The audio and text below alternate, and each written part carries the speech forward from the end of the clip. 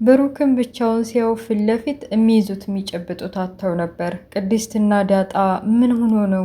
የምር ነው እንዴ? እኛ እኮ በጭራሽ ይሄንን አላሰብንም።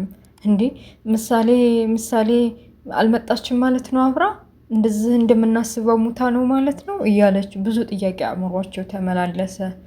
በተለይ ደግሞ ቅድስቴ በቃ ስንት ዋጋ ከፍላላት ብሩክንም ስለምታፈቅረው ለሱ ስትል ብዙ ህመም አሳልፋለች። እስር ቤት ታስራለች። ገንዘብ ከጎኑ ደሞዟን ሳይቀርን ካያለች ለልጅ ለምሳሌ መታከሚያ የምትችለውን ነገር ሁሉ አድርጋለች። ያ ሁሉ ዋጋ ተከፍሎ በተለይ ደግሞ ብሩክ እንደዛ ስቃይና መከራ ማህሌት ተብዬዋና ሩታ ተብዬዋ ብዙ ስቃይና መከራ ያሳለፈባት እንዲህ በቀላሉ መሞትማ የለም ብላ አሻግራየች። ከአስፓልት ወደ ማዶ ሻንጣውን እየጎተተ የሚመጣው ብሩክ ብቻ ነበር። በጣም ጨለመባት። እንዴ ያጣ እውነት እንደማስበው ነው እንዴ ብላ አለቻት። ይሄማ በጭራሽ አይሆንም እያሉ ድንግጥ ግጥ ብለው ድንብርብር ባሉበት ከመኪና ኋላ ድንገት ብቅ አለች። በቃ ፍንድቅድቅ ብላ ደስ በሚል ሁኔታ ታክማ ህመሟ ተሽሏት በእግሯ እየፈነጠዘች ብቅ አለች። ፊት ለፊታቸው አስባልት ነው። መኪና ይገጨኛል አይገጨኝም የሚለው ትዝ አላላቸውም። ቅድስቴ መኪና መስመሩን አቋርጣ ሄዳ ምሳሌን ለማቀፍ ከንፋለች። ምሳሌን ብትሆን እንደዛ ስትሆን ስላየቻት ቅድስትን ሄዳ እንደ እናቷ አቅፍ አድርጋታለች። እንዴት ተሽሏት እንደመጣች ሁኔታው እንዴት እንደሆነ ሰላም እየተባባሉ እንግዲህ ሰርፕራይዝ ነው አላቸው ብሩኬ። አረ እንደው አንተ ልገልን ነበር እኮ የሆነ ነገር አስበን እኛም እኮ እሱን እንደምታስቡ አስበን ነው ሰርፕራይዝ እናድርጋችሁ ብለን አሉ። መኪናቸውን ሻንጣቸውን ተቀብለው ሁለታቸውም እየፈነጠዙ ዳጣም አብራ ከምሳሌ ጋር እየተጨዋወቶች አስፋልቱን መንገድ ለብ ለብ አደረጉት። በመሀል ፊት ለፊት እየሮጠ ስለነበር ምሳሌ ፊት ለፊቱ አስፋልት ስለነበር ከግራ በኩል የሚመጣውን መኪና አላየችም ነበር። ከህመሟ ማገገሟና ሕክምናው ተሽሏት መምጣቷ ደስታው ስላስፈነጠዛት በቃ ምንም አላየችም። ፊት ለፊቷ መኪና ሊገጫት ትንሽ ነበር የቀራት። ድንግጥ ብለው ሁለቱም ከህመሟ ዲና በሰላም ወደ ሀገሯ ተመለሳይ ብለን ሳንጨርስ ደግሞ የመኪና አራት ልትሆን ነው እንዴ? ቀስ ብለሽ ተረጋግተሽ ሂጂ አለች። ቅድስትም ቦግ ብላለች። እንዴ አመስግነን ሳንጨርስ አሁን ደግሞ ሌላ ነገር ብለው ቅድስቴና ዲያጣፏ ብትን ያደረጉበት ቤት ገብተዋል። ምሳሌም ሁሉም ብሩክ ይመጣሉ ብለው ስላሰቡ ዲያጣና ቅድስቴ ቤቱን ፏ ብትን አድርገው ምሳ ሰርተው ጠብቀዋል። ምሳ እየበሉ እያለ የተፈጠረውን እሱ በማይኖርበት ሰዓት ምሳሌ ለሕክምና ከሀገር ይዞ በወጣበት ሰዓት ምን እንደተፈጠረ ንገሩኝ ብሏቸዋል። አንተ በሌለበት ሰዓትማ ያቺ ማህሌትና ሩታ መተው እቃውን ሊወስዱና ሊሰርቁኝ እኔንም ሊደበድቡ መተው ደግነቱ በቀደም ስታሰር የነበረውን ፖሊስ ቁጥር ይዤ ስለነበር ደውዬለት መጥቶ ለ3 ቀን ታስረው እኮ እያሉ ዳጣም እኛ እኮ እስር ቤት ልንጠይቃቸው ወደ ምግብ ይዘን እያለ ስትቀልድ አትቀልጂ፣ አሁን የምንቀልድበት ሰዓት አይደለም። እንዴት ቢደፍሩኝ ነው ቤቴ ድረስ መጥተው እንደዚህ ሊያረጉ የቻሉት? አሁን አንገቴን የምደፋበት ሰዓት አይደለም። እያንዳንዷ ስቃይና መከራ ያበሉኝን ሰዎች ዋጋ ከፍላቸዋለሁ። እንዴ ምን ሆነህ ነው?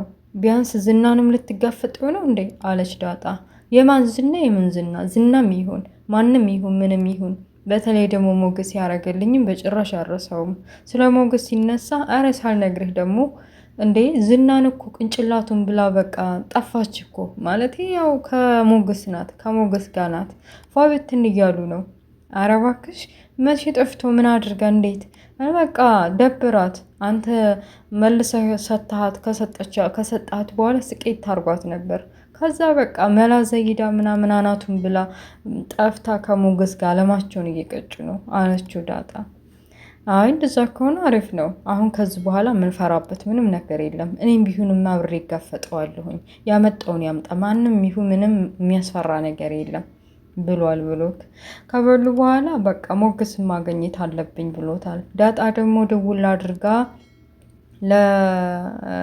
ለሞገስ የቅድስት የማነው የምሳሌ መምጣት እየነገረችው ነበር።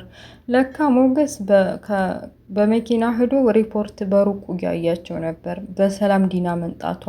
ለነገሩ ሉላም ብትሆን ለምንድን ነው ሄድ ይሄ ጓደኛህ ልጅ በሰላም መምጣቷን የማታየው ብላ ጭቅጭቃ በግድ አውጥተዋለች። በተለይ ደግሞ ከአየሩ ቦታ ብሩክና ምሳሌ ተሽሏት መምጣታቸውን አልወደዱትም። መጀመሪያ ላይ ከመኪና ኋላ ስተደብቃ ምሳሌን አላዩትም። ብሩክን ብቻውን ሲያዩት ደስ ብሏቸው ነበር። እሰይ እንኳንም ሞተች ብላ በቃ 32ቱንም ጥርሷን ገልጣ ስትገለፈጥ ደቂቃ ሳትቆይ ምሳሌ ብቅ ማለቷ ሰላም አልሰጣትም ማህሌት ተብዬዋ። ሉላ ማን ነው ዝናም ቢሆን እንደዛው ትሞታለች ብለን አስበን እነሱ ላይ ሀዘን በሀዘን ይሆናሉ ብለን አስበን ነበር፣ ግን አልተሳካልንም። አሁን እኔ ሀዘኔም ሁሉ ነገሬም ስቃይ መከራዬም ያሞገስ ማግኘት ነው። አንቺ የቀጠርቻቸው ሰዎች ምን ደረሱ? በቃ እንዴት ነህ ደህና ነህ አትበኝ፣ እኔ ደህና አይደለሁም። በቃ ሉላይን አጥቼ መኖር አልችልም። አይገባሽም እንዴ እያለ አስጠነቀቃት። እንዲከታተል ያደረገችው በእሷ በኩል ያለ ሰው ጋር ደውላ ወይ ተደረሱ እነ ሞገስ እነ ብሩክ እነ ምሳሌ ቅድስት ከቤት ወጡ የተከታተላቸው ብለዋለች። እሱም በቃ ብሩክና ማናት ዲያጣ ተብዬዋ ከቤት ወጥተው እርግጠኛ ነኝ ያው ሞገስን ለማግኘት ስለሆነ ሆነ ቦታ ሄደዋል ብሏታል። እሷም የተባለችው ለዝና ደውላ ነግረዋለች። አይ እንደዛ ከሆነ አሪፍ ነው እሺ ብሏታል። መንገድ ላይ እየጠበቁ ያለ ብሩክና ዳጣ ምንድን ይሄ ልጅ ቀረሳ ሞገስ የት አለ እየጠበቅኩት ነው እያላት፣ አረ እኔ ሳልቅጠሉም እንደው ዝና እየመሰለኝ ነው፣ በጣም የሌለ እየፈራሁኝ ነው። አይዞሽ አትፍሪ፣ ምን ሆነሻል? ጤነኛ አይደለሽም እንዴ? በቃ አሁን ነፃ ነን። እኔ እኮ በፊት እንደዛ ስሰቃይ ሰንበርክኬ እንደዛ አታድርጉ እንደዛ አትበሉ እምለው ለምሳሌ ነበር። አሁን ምሳሌ ታክማ ድናልኛለች። የፈለገው ያምጣና ጋፍጠዋለሁ፣ እስኪ ፊት ለፊት ይምጣው እንዴ ከሆነ እያለ መሳሪያውንም በዛ በኩል ለምን እንደሰጣችሁ ጠየቀ። መሳሪያውንማ ያው ቅድስት ናት የሰጠችው አንተን ስለሌለህ ራሱን ይጠብቅበት ብላ ነው፣ በተለይ ዝና ተብዬው ስላሰቃየው ብላ ነገረችው ዳጣ። አዎ ልክ ናት፣ ደግ አረገች፣ እንደውም ራሱን መጠበቂያ ይሆነዋል እያለ ሞገስን መጠበቅ ጀመሩ። ሞገስ ከሉላ ጋር ምን ማድረግ እንዳለበት ከዚህ በኋላ መጋፈጥ እንዳለበት በቃ ሁሉንም ነገር በሂደት እንወጣዋለን እያሉ ስለ ራሳቸው እያወሩ ነው። በዛ ላይ ውጭ ወጣለሁ እስኪ ዲያጣ ቀጥራኛለች፣ በዛ ላይ ቤተሰቦቿንም ፈልገን ግዴታ ማግኘት አለብን በቴሌቪዥን ማስታወቂያ ምናምን እያለ ለሉላ ማከራት።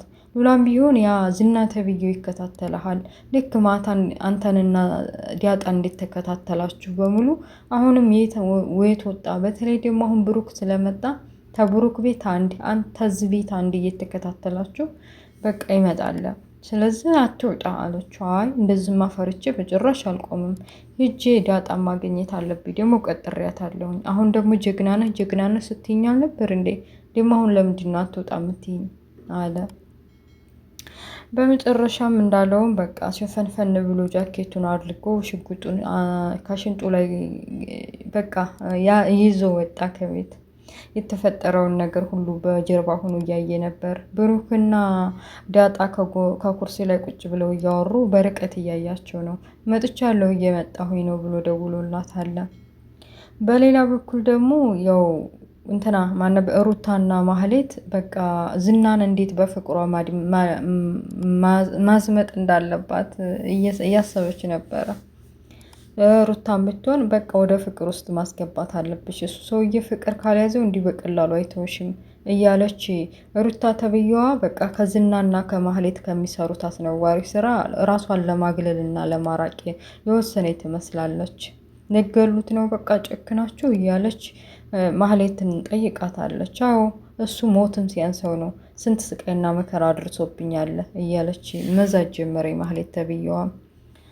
እና ውድ ቤተሰቦችዬ ዳጣንና ብሩኬን ለማግኘት ሞገስ እየሄደ እያለ በመሀል እንግዲህ ምን እንደተፈጠረ በማያስታውቅ መልኩ ሞገስ ከኪሱ ነው ከምኑ የሚባለው ሽጉጥ እያወጣ ፊት ለፊቱ ግን ምን እየተካሄደ እንደሆነ ሳያስታውቅ ድራማው ላይ ያበቃል። አቤት አቤት አቤት! እኔ ደስ ብሎኛል ምሳሌ ዲና ስለመጣች ማለት ነው። እናንተስ ምን ትላላችሁ? እንደ መጀመሪያ ላይ እኮ በቃ ጭልም ብሎ ነበረ። አይኑ ጭልም ልብሱ ጥቁር ምናምን ይሆናል አይደል? የሚደብር አይነት ስሜት ነበር ምሳሌን ሳያሳዩን። ግን አሁን ላይ በቃ ደስ የሚል ነው። ምሳሌ ታክማ መታለች። አሁን ከዝናና ከብሩኬ ማንን እንደሚያሸንፍ ማንን ተፋልሞ እንደሚያዋጣ እናየዋለን ማለት ነው። እና ውድ ቤተሰቦች የዛሬ ድራማ ይሄን ይመስላል። ስለነበረ ቆይታ ከልብ አመሰግናለሁ። ላይክ፣ ሼር፣ ሰብስክራይብ ማድረጋችሁን እንዳትረሱ፣ አበረታቱኝ። በሌላ ፓርት እስከምንገናኝ መልካሙን ሁሉ እመኝላችኋለሁ። ባይ ባይ፣ ቻው። ሼር አድርጉ። ላይክ፣ ሰብስክራይብ ማድረጋችሁን እንዳትረሱ።